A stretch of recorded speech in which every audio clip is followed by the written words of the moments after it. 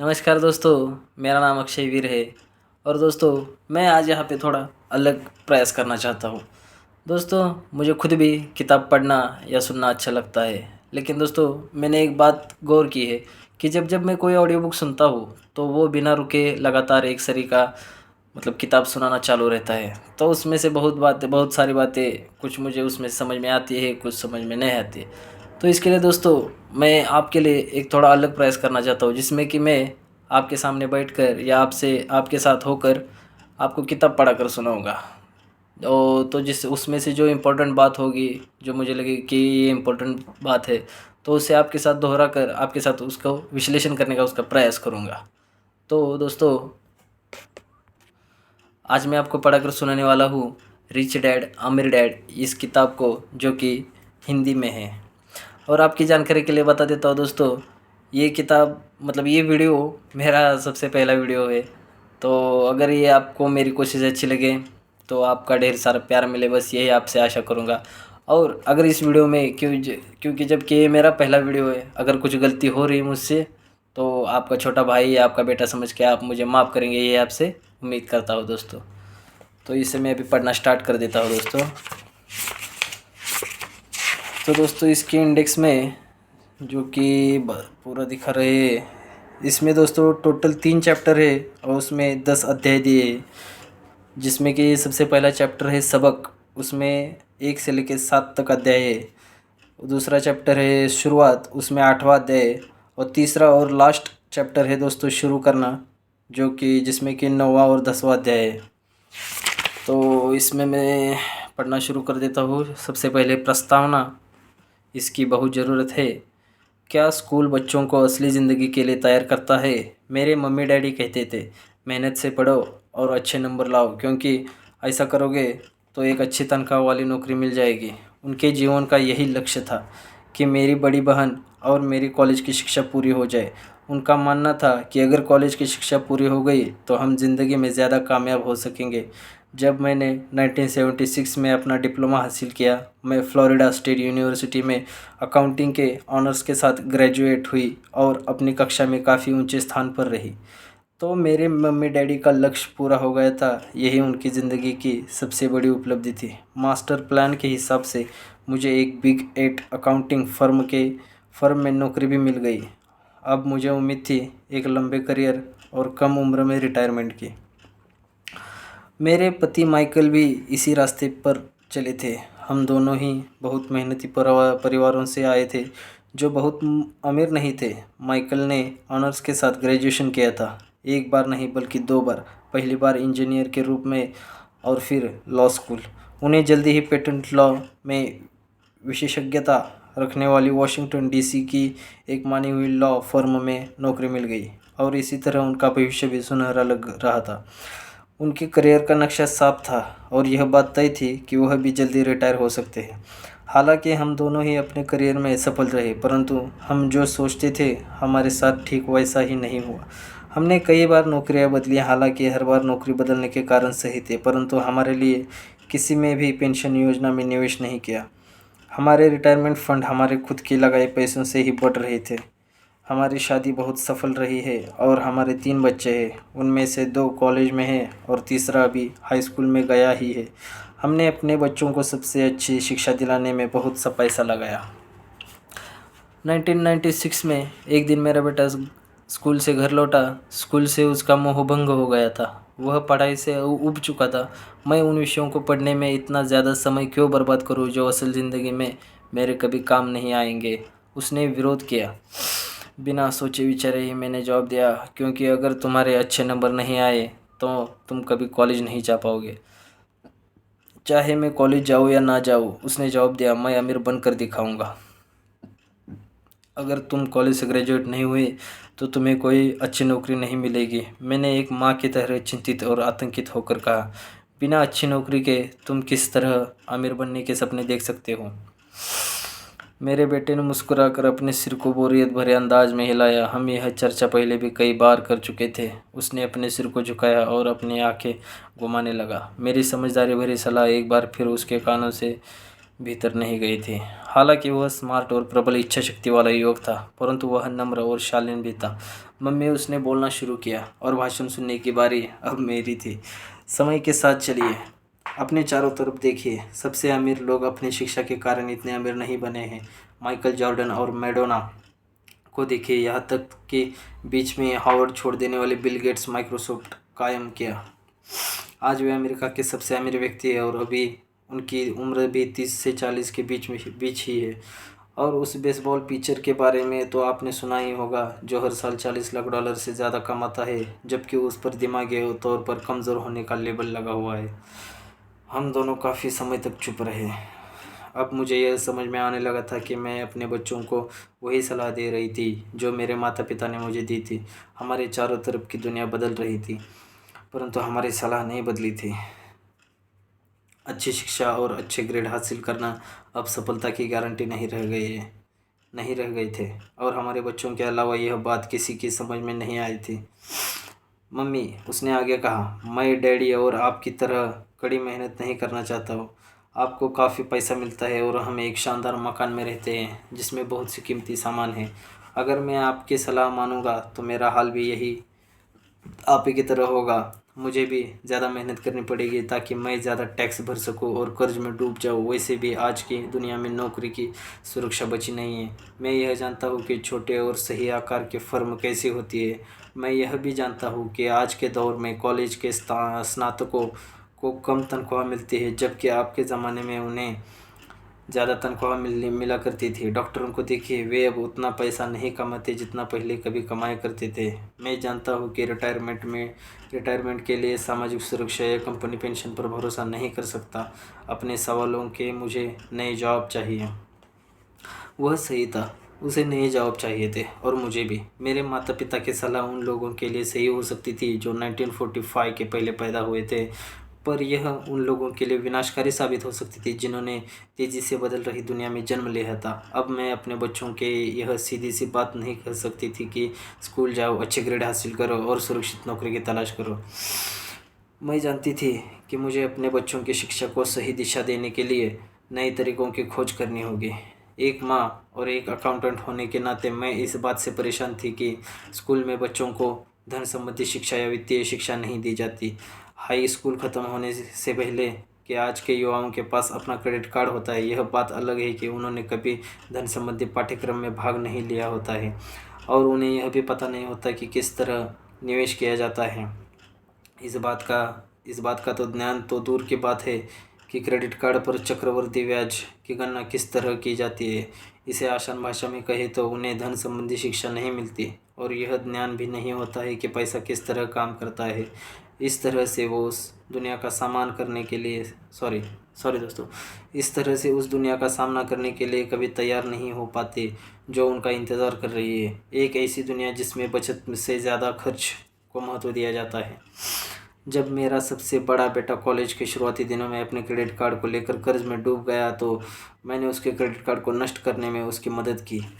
साथ ही मैं ऐसी तरकीबें खोजने लगी जिससे मेरे बच्चों में पैसे की समझ आ सके। पिछले साल एक दिन मेरे पति ने मुझे अपने ऑफिस से फ़ोन किया। मेरे सामने एक सज्जन बैठे थे और मुझे लगता है कि तुम उनसे मिलना चाहोगी। उन्होंने कहा, उनका नाम रॉबर्ट कियोसाकी है। वे एक व्यवसायी है और निवेशक है तथा वे एक शैक्षणिक उत्पाद का पेटेंट करवाना चाहते हैं। मुझे लगता है कि तुम इसी चीज़ की तलाश कर रही थी जिसकी मुझे तलाश थी। मेरे पति माइक रॉबर्ट कियोसाकी द्वारा बनाए जा रहे नए शैक्षणिक उत्पाद कैश फ्लो से इतने प्रभावित थे कि उन्होंने इसके परीक्षण में हमें बुलवा लिया।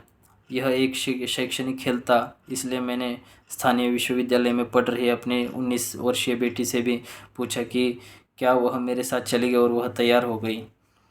इस खेल में हम लगभग 15 लोग थे जो 3 समूह में विभाजित थे। माइक सही थे, मैं इसी तरह के एक शैक्षणिक उत्पाद की खोज कर रही थी। यह किसी रंगीन मोनोपोली बोर्ड की तरह लग रहा था जिसके बीच में एक बड़ा सा चूहा था, परंतु मोनोपोली से यह इस तरह अलग था कि इसमें 2 रास्ते थे, एक अंदर और दूसरा बाहर। खेल का लक्ष्य था अंदर वाले रास्ते से बाहर निकलना, जिसे रॉबर्ट चूहा दौड़ कहते हैं, और बाहरी रास्ते पर पहुंचना या तेज रास्ते पर आना। रॉबर्ट के मुताबिक तेज रास्ता हमें यह बताता है कि असल ज़िंदगी में अमीर लोग किस तरह पैसे का खेल खेलते हैं। रॉबर्ट ने हमें चूहा दौड़ के बारे में बताया। अगर आप किसी भी औसत रूप से शिक्षित, कड़ी मेहनत करने वाले आदमी की ज़िंदगी को देखें तो उसमें आपको एक सा ही सफ़र दिखेगा। बच्चा पैदा होता है, स्कूल जाता है, माता पिता खुश हो जाते हैं क्योंकि बच्चे को स्कूल में अच्छे नंबर मिल जाते हैं और उसका दाखिला कॉलेज में हो जाता है। बच्चा स्नातक हो जाता है और फिर योजना के अनुसार काम करता है। वह किसी आसान, सुरक्षित नौकरी या करियर के तलाश करता है। बच्चों को ऐसा ही काम मिल जाता है। शायद वह डॉक्टर या वकील बन जाता है, या वह सेना में भर्ती हो जाता है, या फिर वह सरकारी नौकरी करने लगता है। बच्चा पैसा कमाने लगता है, उसके पास थोक में क्रेडिट कार्ड आने लगते हैं, और अगर अब तक उसने खरीदारी करना शुरू नहीं किया है तो अब जमकर खरीदारी शुरू हो जाती है। खर्च करने के लिए पैसे पास में होते हैं तो वह उन जगहों पर जाता है जहाँ उसकी उम्र के ज़्यादातर नौजवान होते हैं। लोगों से मिलते हैं, डेटिंग हो गया है, डेटिंग करते हैं और कभी कभार शादी भी कर लेते हैं। अब ज़िंदगी में मज़ा आ जाता है क्योंकि आजकल पुरुष और महिलाएं दोनों नौकरी करते हैं। दो तनख्वाह बहुत सुखद लगती है। पति पत्नी दोनों को लगता है कि उनकी ज़िंदगी सफल हो गई है। उन्हें अपना भविष्य सुनहरा नज़र आता है। अब वे घर, कार, लोन, टेलीविज़न खरीदने का पैसा करते हैं,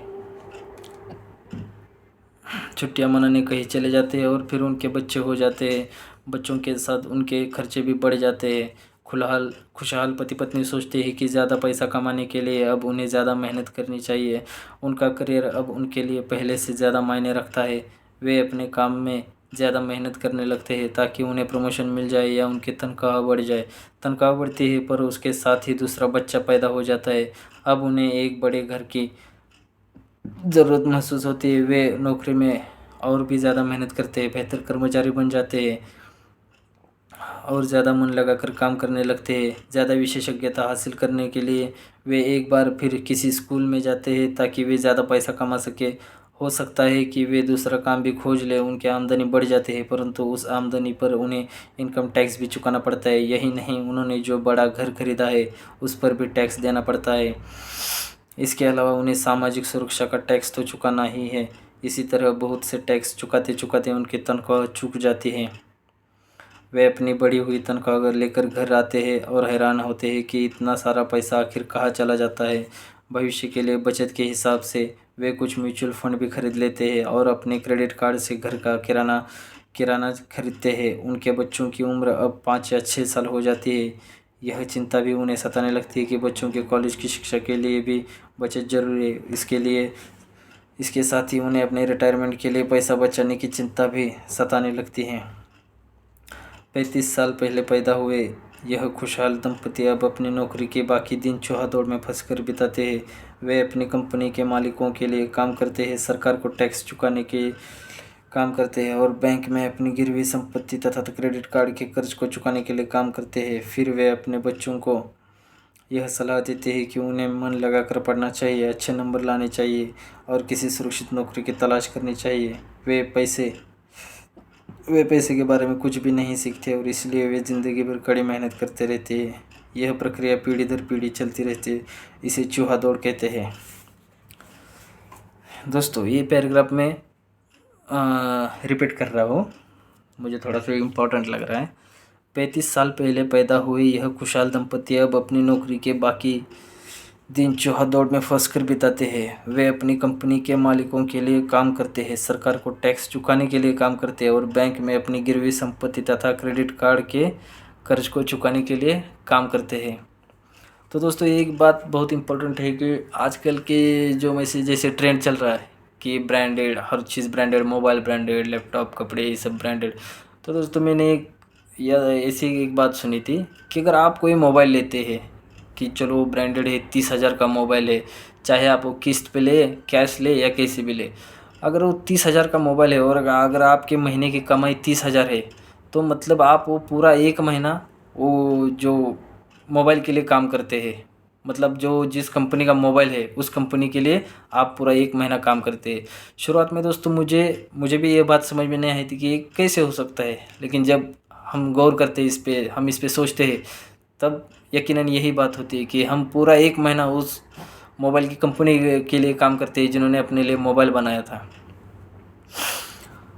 मैं वापस पढ़ना चालू करता हूँ। चूहा दौड़ से निकलने का एक यही तरीका है कि वह यह कि आप अकाउंट्स और इन्वेस्टमेंट दोनों क्षेत्रों में निपुण हो जाए। दिक्कत यह है कि इन दोनों ही विषयों को बोरिंग और कठिन माना जाता है। मैं खुद एक सीपीए हूँ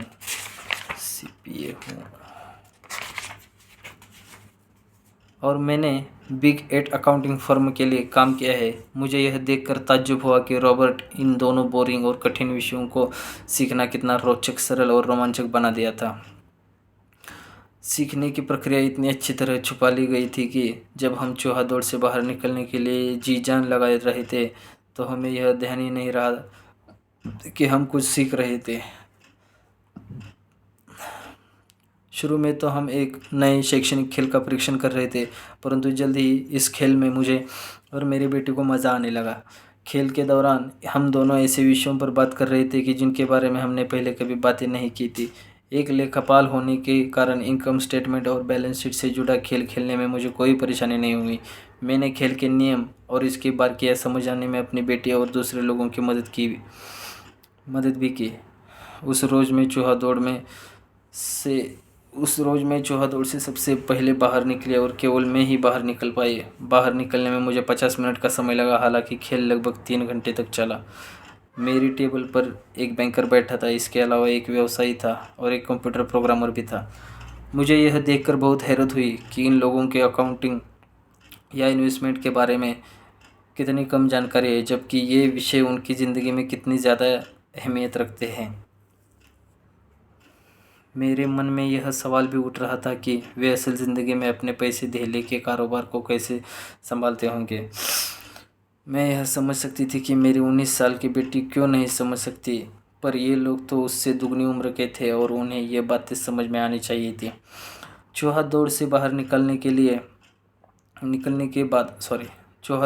निकलने के बाद मैं 2 घंटों तक अपनी बेटी और इन शिक्षित अमीर वयस्कों को पासा फेंकते और अपना बाजार फैलाते देखती रही। हालांकि मैं खुश थी कि वे लोग कुछ नया सीख रहे थे, लेकिन मैं इस बात से बहुत परेशान और विचलित भी थी कि वयस्क लोग सामान्य अकाउंटिंग और इन्वेस्टमेंट के मूलभूत बिंदुओं के बारे में कितना कम जानते थे। उन्हें अपने इनकम स्टेटमेंट और अपनी बैलेंस शीट के आपसी संबंध को समझने में ही बहुत समय लगा। अपनी संपत्ति खरीदते और बेचते समय उन्हें ध्यान ही नहीं रहा कि हर सौदे से उनकी महीने की आमदनी पर असर पड़ रहा है। मैंने सोचा, असल ज़िंदगी में ऐसे करोड़ों लोग होंगे जो पैसे के लिए सिर्फ इसलिए परेशान हो रहे हैं क्योंकि उन्होंने ये दोनों विषय कभी पढ़े नहीं। मैंने मन में सोचा, भगवान का शुक्र है कि हमें मज़ा आ रहा है और हमारा लक्ष्य खेल में जीतना है। जब खेल खत्म हो गया तो रॉबर्ट ने हमें 15 मिनट तक कैश फ्लो पर चर्चा करने और इसकी समीक्षा करने के लिए कहा। मेरी टेबल पर बैठा व्यवसायी खुश नहीं था। उसे खेल पसंद नहीं आया था। मुझे यह सब जानने की कोई ज़रूरत नहीं थी। उसने ज़ोर से कहा, मेरे पास इन सब के लिए अकाउंटेंट, बैंकर, वकील है जिन्हें यह सब मालूम है।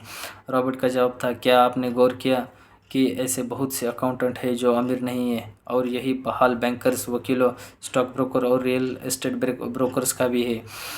वे बहुत कुछ जानते हैं और प्रायः वे लोग स्मार्ट होते हैं, परंतु उनमें से ज़्यादातर अमीर नहीं होते। चूँकि हमारे स्कूल हमें वह सब नहीं सिखाते जो अमीर लोग जानते हैं, इसलिए हम इन लोगों से सलाह लेते हैं। परंतु एक दिन जब आपकी किसी हाईवे पर कार से जाते हैं, आप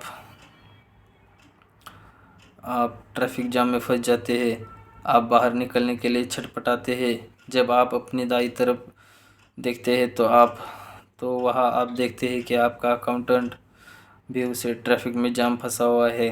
फिर आप अपनी बाईं तरफ देखते हैं तो आपको वहाँ अपना बैंकर भी उसी हाल में नज़र आता है। इससे आपको हालात का अंदाज़ा हो जाता है। कंप्यूटर प्रोग्राम भी इसी खेल से प्रभावित नहीं हुआ था।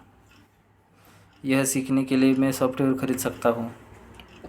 बैंकर ज़रूर प्रभावित हुआ था। मैंने स्कूल में अकाउंटिंग सीखी थी, परंतु मैं अब तक यह नहीं समझ पाया था कि इसे असल ज़िंदगी में किस तरह काम में लाया जाए।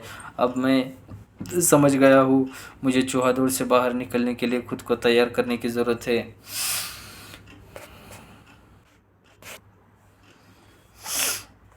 परंतु मेरी पुत्री के विचारों से मैं सबसे ज़्यादा रोमांचित हुई। उसने कहा, मुझे सीखने में बड़ा मज़ा आया। मैंने इस बारे में बहुत कुछ सीखा कि पैसा असल ज़िंदगी में किस तरह काम करता है और इसका निवेश किस तरह करना चाहिए। फिर उसने आगे कहा, अब मैं जानती हूँ कि मैं अपने काम करने के लिए किस तरह का व्यवसाय चुनूँ, और यह व्यवसाय चुनने का कारण नौकरी की सुरक्षा, उससे मिलने वाले फ़ायदे या तनख्वाह नहीं होंगे।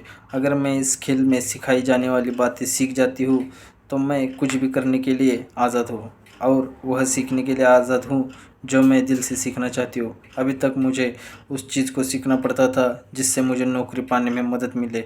अगर मैं यह खेल सीख जाती हूँ तो मुझे नौकरी की सुरक्षा और सामाजिक सुरक्षा की ज़्यादा चिंता नहीं होगी, जैसे कि मेरी बहुत सी सहेलियों को होती है। खेल खत्म होने के बाद मुझे रॉबर्ट से बात करने के लिए ज़्यादा समय नहीं मिला।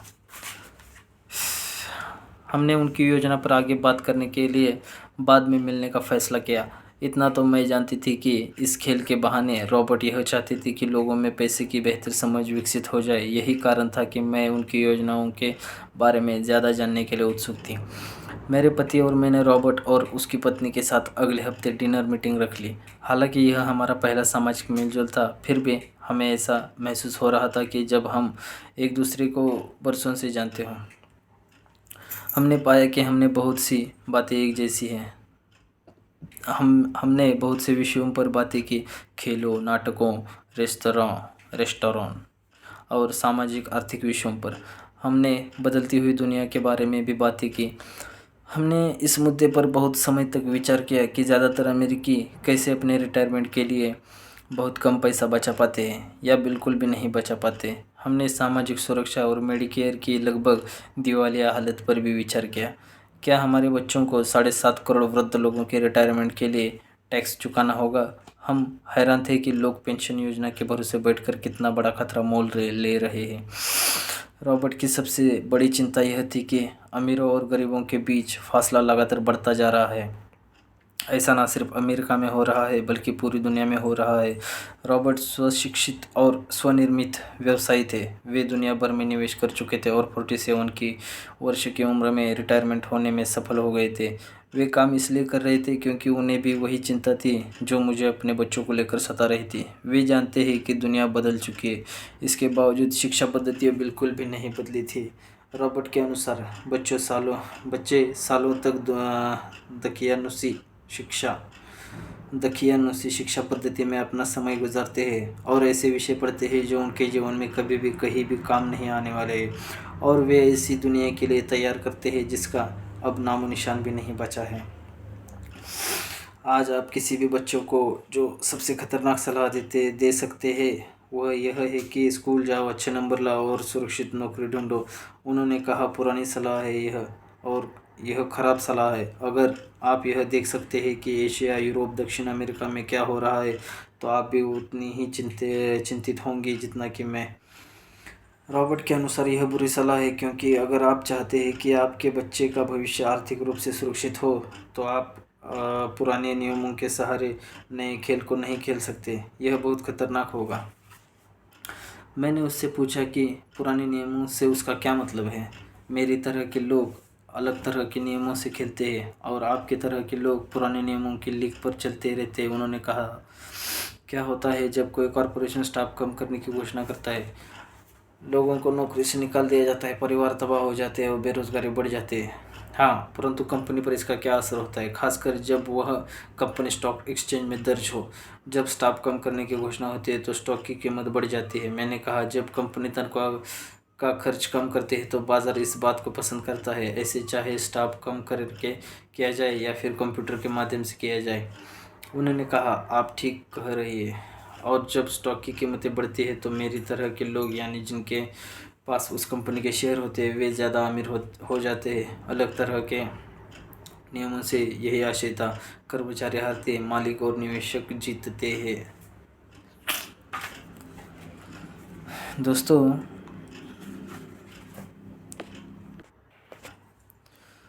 दोस्तों यहाँ पे अभी शेयर मार्केट का जिक्र हुआ है तो यही बात मैं आपको अभी वापस रिपीट करता हूँ। ये पैसेज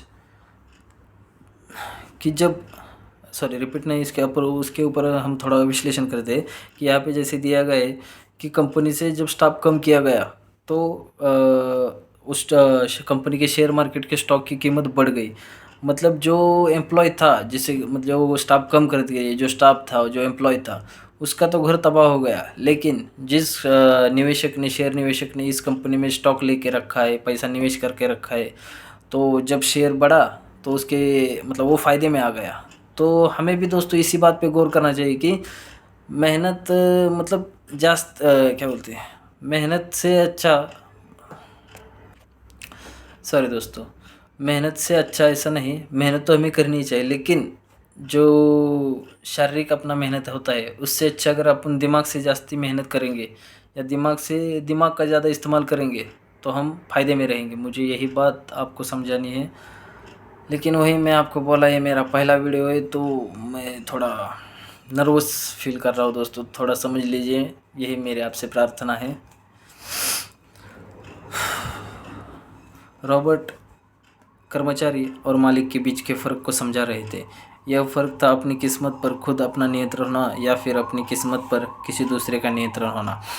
परंतु ज़्यादातर लोग यह नहीं समझ पाते हैं कि ऐसा क्यों होता है। मैंने कहा, उन्हें लगता है कि यह ठीक नहीं है। उसका जवाब था, इसलिए तो बच्चों से यह कहना मूर्खता है, अच्छी शिक्षा प्राप्त करो। यह सोचना मूर्खता है कि स्कूलों में दी जा रही शिक्षा से बच्चे उस दुनिया का सामना करने के लिए तैयार हो जाएंगे जिसमें वो कॉलेज के बाद पहुंचने वाले हैं। हर बच्चे को ज़्यादा शिक्षा की ज़रूरत है, एक अलग तरह की शिक्षा की, और उन्हें नए नियमों को जानने की भी ज़रूरत है, अलग तरह के नियमों को जानने की। धन के कुछ नियम होते हैं जिनसे अमीर लोग खेलते हैं और धन के कुछ और नियम होते हैं जिनसे बाकी 95% लोग खेलते हैं। और ये 95% लोग उन नियमों को अपने घर और स्कूलों में सीखते हैं। इसलिए आजकल किसी बच्चे से यह कहना खतरनाक है, मैं मन लगा कर पढ़ो और अच्छी नौकरी खोजो। आज बच्चों को अलग तरह की शिक्षा की ज़रूरत है और आज की शिक्षा नीति उन्हें कुछ मूलभूत बातें नहीं सिखा पा रही है। इस बात से कोई फ़र्क नहीं पड़ता कि क्लासरूम में कितने कंप्यूटर्स रखे या स्कूल कितना पैसा खर्च कर रहे हैं। जब शिक्षा नीति में वह विषय है ही नहीं तो उसे किस तरह पढ़ाया जा सकता है। अब सवाल यह उठता है कि किस तरह माता पिता अपने बच्चों को वह सिखा सकते हैं जो वे स्कूलों में नहीं सिखा पाते हैं। आप अपने बच्चे को अकाउंटिंग किस तरह सिखाते हैं? क्या इससे वे बोर नहीं हो जाते? और आप उन्हें किस तरह निवेश करना सिखाएंगे?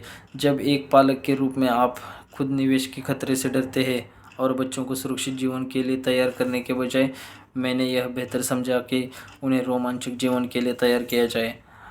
तो आप किस तरह बच्चों को धन और उन सब चीज़ों के बारे में सिखा सकते हैं जिन पर हमने अभी विचार किया है? मैंने रॉबर्ट से पूछा, हम किसी तरह से माता पिता के लिए आसान बना सकते हैं, खासकर तब जब उन्हें खुद ही इसकी समझ ना हो। उन्होंने कहा, मैंने इस विषय पर एक पुस्तक लिखी है। वह पुस्तक कहाँ है? मेरे कंप्यूटर में। यह बरसों से वही बिखरी पड़ी है। मैं कभी कभार उसमें कुछ बातें जोड़ देता हूँ, परंतु मैं आज तक उसे कभी इकट्ठा नहीं कर पाया। मैंने इस तरह को किताब लिखना शुरू किया था जब मेरी पहली पुस्तक बेस्टसेलर हो गई थी, परंतु मैं अभी तक अपनी नई पुस्तक को पूरा नहीं कर पाया हूँ। यह अभी भी खंडों में है और वह पुस्तक निश्चित रूप से खंडों में ही थी, उन बेतरतीब खंडों को पढ़ने के बाद मैंने यह फैसला किया कि पुस्तक निश्चित रूप से बेहतरीन थी और समाज में इसके बहुत ज़रूरत थी, खासकर ऐसे समय में जब दुनिया तेज़ी से बदल रही थी। हम दोनों तत्काल इस निर्णय पर पहुंचे कि मैं रॉबर्ट की पुस्तक में सहलेखक बन जाऊं। मैंने उनसे पूछा कि उनके विचार से किसी बच्चे को कितनी वित्तीय शिक्षा की ज़रूरत होती है। उन्होंने कहा कि यह बच्चे पर निर्भर करता है। अपने बचपन में ही उन्होंने यह जान लिया था कि वे अमीर बनना चाहते हैं और उन्हें एक ऐसे पिता स्वरूप व्यक्ति मिल गए थे जो अमीर थे और उनका मार्गदर्शन करने के इच्छुक भी थे। रॉबर्ट का कहना था कि शिक्षा ही सफलता की नींव है। जिस तरह स्कूल में सीखी गई बातें महत्वपूर्ण होती है, उसी तरह धन संबंधी समझ और बोलने की कला भी महत्वपूर्ण होती है। आगे की कहानी रॉबर्ट के दो डैडियों के बारे में है, जिनमें से एक अमीर है और दूसरे गरीब। इनके ज़रिए रॉबर्ट उन रहस्यों को बताएंगे जो उन्होंने अपने जीवन में सीखे हैं। दोनों डैडियों के बीच का अंतर एक खास बात उजागर करता है। इस पुस्तक को मैंने पढ़ाया है, इसमें कुछ जोड़ा और घटाया है और इसे व्यवस्थित करने का काम किया है। जो अकाउंटेंट इस पुस्तक को पढ़े उनसे मेरा यही अनुरोध है कि वे अपनी किताबी ज्ञान को एक तरफ रख दें और अपने दिमाग में रॉबर्ट के सिद्धांतों को घुस जाने दें। हालांकि उनमें से कई सिद्धांत पहले नज़र में गलत लगेंगे। अकाउंट्स के सिद्धांत की बुनियादी बातों को चुनौती देते लगेंगे, परंतु यह याद रखिए कि वे एक महत्वपूर्ण दृष्टि देते हैं। किस तरह सच्चे निवेशक अपनी निवेश के फैसलों का विश्लेषण करते हैं। जब हम अपने बच्चों को स्कूल जाने मेहनत से पढ़ने और अच्छी नौकरी पाने की सलाह देते तो अक्सर हम ऐसा सांस्कृतिक आदतों के कारण करते हैं। ऐसा करना हमेशा सही चीज़ मानी गई है। जब मैं रॉबर्ट से मिली तो उनके विचारों ने शुरू में तो मुझे चौंका दिया। दो डैडियों के साथ पले बड़े रॉबर्ट के सामने दो अलग अलग लक्ष्य होते थे। उनके पढ़े लिखे डैडी उन्हें कॉरपोरेशन में नौकरी करने की सलाह देते थे, उनके अमीर डैडी उन्हें कॉरपोरेशन का मालिक बनने की सलाह देते थे। दोनों ही कामों में शिक्षा की ज़रूरत थी, परंतु पढ़ाई के विषय बिल्कुल अलग अलग थे। पढ़े लिखे डैडी को स्मार्ट बनने के लिए प्रोत्साहित करते थे। अमीर डैडी रॉबर्ट को यह जानने के लिए प्रोत्साहित करते थे कि किस तरह स्मार्ट लोगों की सेवाएं ली जाए। दोस्तों रिपीट, पढ़े लिखे डैडी रॉबर्ट को स्मार्ट बनने के लिए प्रोत्साहित करते थे और वही अमीर डैडी रॉबर्ट को यह जानने के लिए प्रोत्साहित करते थे कि किस तरह स्मार्ट लोगों की सेवाएं ली जाए। बहुत बहुत इम्पोर्टेंट है यह। दो डैडियों के होने से कई समस्याएं भी पैदा हुई। रॉबर्ट के असली डैडी हवाई राज्य में शिक्षा प्रमुख थे। जब रॉबर्ट 16 साल के हुए तो उन्हें इस बात की कोई खास चिंता नहीं सता रही थी कि अगर तुम्हें अच्छे नंबर नहीं मिलते तो तुम्हें कोई अच्छी नौकरी नहीं मिलेगी। वे पहले से ही जानते थे कि उनके करियर का लक्ष्य था कॉरपोरेशन का मालिक बनना, न कि उसमें नौकरी करना। सच तो यह है कि अगर हाई स्कूल में समझदार और मेहनती परामर्शदाता नहीं मिला होता तो रॉबर्ट कभी कॉलेज में भी नहीं गए होते। वे इस बात को मानते हैं कि वे दौलत कमाने के लिए बेताब थे, परंतु वे आखिरकार मान ही गए कि कॉलेज की शिक्षा से भी उन्हें फ़ायदा हो सकता है। दरअसल इस पुस्तक में दिए गए विचार शायद बहुत से माता पिताओं को क्रांतिकारी और अतिशयोक्तिपूर्ण लगेंगे। कई लोगों को तो अपने बच्चों को स्कूल में रखने में ही काफ़ी मेहनत करनी पड़ रही है, परंतु बदलते हुए समय को देखते हुए हमें नए और जोखिम भरे विचारों की तरफ ध्यान देने की ज़रूरत है। अपने बच्चों को कर्मचारी बनने की सलाह देने का यह मतलब है कि हम उन्हें ज़िंदगी भर अपनी खून पसीने की कमाई से इनकम टैक्स व और भी न जाने कितने टैक्स चुकाने की सलाह देते हैं और इसके बाद भी पेंशन की कोई गारंटी नहीं होती है। और यह सच है कि आज के ज़माने में टैक्स किसी व्यक्ति का सबसे बड़ा खर्च है। हकीकत में ज़्यादातर परिवार तो जनवरी से आधी मई तक सिर्फ अपने टैक्स चुकाने के लिए ही सरकार की नौकरी करते हैं। आज नए विचारों की बहुत ज़रूरत है और यह पुस्तक हमें नए विचार देती है। रॉबर्ट का दावा है कि अमीर लोग अपने बच्चों को अलग तरह की शिक्षा देते हैं। वे अपने बच्चों को घर पर सिखाते हैं। डिनर टेबल पर हो सकता है कि यह विचार वे न हो जिन पर आप अपने बच्चों के साथ बातें करते हो, परंतु उन पर नज़र डालने के लिए धन्यवाद। और मैं आपको सलाह देती हूँ कि आप खोज करते रहे। एक माँ और एक सीपीए होने के नाते मैं तो यही सोचती हूँ कि अच्छे नंबर लाना और एक बढ़िया नौकरी पा लेना एक पुराने विचार है। हमें अपने बच्चों को नए तरह के विचार देने होंगे, हमें उन्हें अलग तरह की शिक्षा देनी होगी। शायद हम अपने बच्चों को यह सिखाएं कि अच्छे कर्मचारी होने के साथ साथ वे अपना खुद का निवेश कॉरपोरेशन भी खोल सके। दोनों का यह तालमेल बढ़िया रहेगा। एक माँ होने के नाते मुझे उम्मीद है कि यह पुस्तक सभी अभिभावकों के लिए फ़ायदेमंद होगी। रॉबर्ट लोगों को यह बताना चाहते हैं कि कोई भी व्यक्ति अगर ठान ले तो अमीर बन सकता है। अगर आप एक माली या गेटकीपर है या पूरी तरह बेरोज़गार है तो भी आपसे खुद को और अपने परिवार के लोगों को धन संबंधी बातें सिखाने की काबिलियत है। यह याद रखिए कि धन संबंधी बुद्धि वह दिमागी तरीका है जिससे हम अपनी धन संबंधी समस्याओं को सुलझाते हैं। आज हम ऐसे विश्वव्यापी तकनीकी परिवर्तनों का सामना कर रहे हैं जिनका सामना हमने आज से पहले कभी नहीं किया। किसी के पास भी जादू की पुड़िया नहीं है, परंतु एक बात तो तय है, ऐसे परिवर्तन हमारे सामने आने वाले हैं जो हमारे यथार्थ से परे है। कौन जाने भविष्य हमारे लिए क्या लाता है, पर जो भी हो हमारे पास दो मूलभूत विकल्प मौजूद है। या तो हम सुरक्षा की राह पर चलें या फिर हम स्मार्ट बनकर खुद को धन संबंधी क्षेत्रों में शिक्षित करें और अपने बच्चों की धन संबंधी प्रतिभा को भी जागृत करें।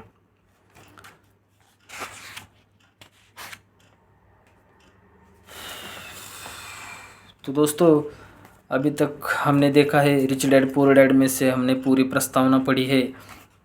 और दोस्तों, मैं यहाँ पे रुकना चाहता हूँ, क्योंकि अगर लगातार मैं पूरी किताब अगर एक ही वीडियो में बनाने गया तो वीडियो भी बहुत लंबी हो जाएगी।